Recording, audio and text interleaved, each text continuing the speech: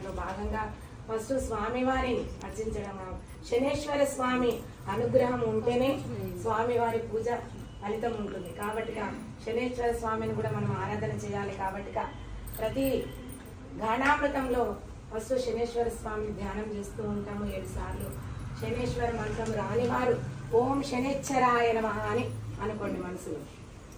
నీలాంజన సమాభాసం రవిపుత్రం యమాగ్రజం ఛాయమార్తాండ సంభూతం తం నమామి శనేశ్వరం. నీలాంజన సమాభాసం రవిపుత్రం యమాగ్రజం ఛాయమార్తాండ సంభూతం తం నమామి శనేశ్వరం. నీలాంజన సమాభాసం రవిపుత్రం యమాగ్రజం ఛాయమార్తాండ సంభూతం తం నమామి శనేశ్వరం. నీలాంజన సమాభాసం రవిపుత్రం యమాగ్రజం ఛాయమార్తాండ సంభూతం తం నమామి శనేశ్వరం.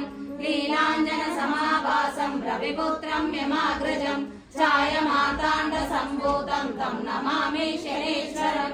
నీలాంజన సమాభాసం రవిపుత్రం యమాగ్రజం ఛాయమార్తాండ సంభూతం తం నమామి శనేశ్వరం. నీలాంజన సమాభాసం రవిపుత్రం యమాగ్రజం ఛాయమార్తాండ సంభూతం తం నమామి శనేశ్వరం. నీలాంజన సమాభాసం రవిపుత్రం యమాగ్రజం ఛాయమార్తాండ సంభూతం తం నమామి శనేశ్వరం. శనేశ్వర, వెంకటేశ్వర, జగదీశ్వర, పరమేశ్వర, లోకాధ్యక్షక స్వామి నీ పాదాలే మాకు శరణం. నమో వెంకటేశాయ.